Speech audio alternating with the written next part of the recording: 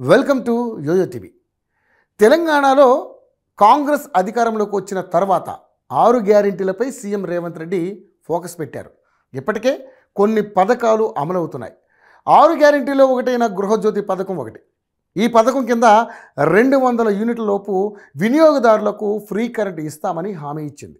అయితే ఈ పథకాన్ని లోక్సభ ఎన్నికల్లోపే అమలు చేయనున్నట్లుగా తెలుస్తోంది. ప్రస్తుతం రేవంత్ సర్కార్ ఈ పథకం అమలుపై కసరత్తులు చేస్తున్నట్లుగా తెలుస్తోంది. అయితే ఇంకా లబ్ధిదారుల ఎంపికపై ఎలాంటి క్లారిటీ ఇవ్వలేదు.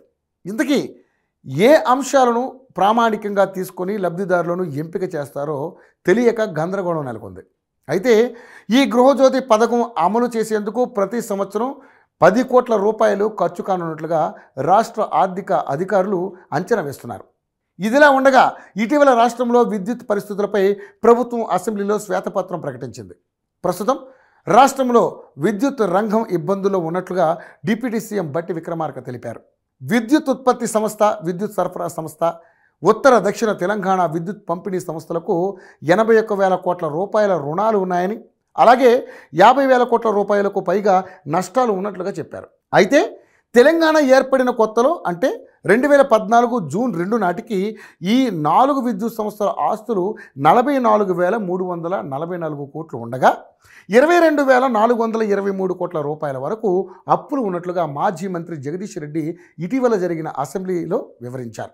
అయితే ఇప్పుడు విద్యుత్ రంగ ఆస్తులు 137,570 కోట్లుగా ఉండగా అప్పులు 81,516 కోట్లు ఉన్నాయని తెలిపారు.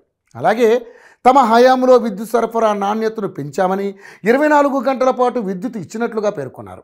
అయితే రాష్ట్ర విద్యుత్ రంగ ఆర్థిక పరిస్థితి ప్రమాదంగా ఉందని డిప్యూటీ సీఎం బట్టి విక్రమార్క అన్నారు.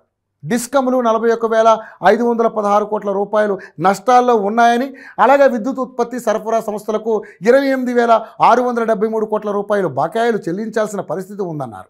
అలాగే ప్రభుత్వంలో వివిధ శాఖలు కూడా డిస్కమ్లకు 28,842 కోట్ల రూపాయలు బకాయిలను చెల్లించాల్సి ఉందని చెప్పారు. అలాగే తాగునీటి శాఖకు సైతం 14,193 కోట్ల రూపాయల బకాయిలు ఉన్నట్లుగా చెప్పారు.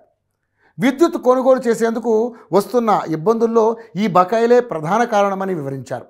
రోజువారీ విద్యుత్ కోసం భారీగా అప్పులు చేయాల్సి వచ్చిందని, అయినప్పటికీ కూడా ఆర్థిక సవాళ్లను ఎదుర్కొని రాష్ట్రానికి నాణ్యమైన విద్యుత్తును అందించేందుకు తమ ప్రభుత్వం కట్టుబడి ఉందని ఇటీవల జరిగిన అసెంబ్లీలో బట్టి స్పష్టం చేశారు.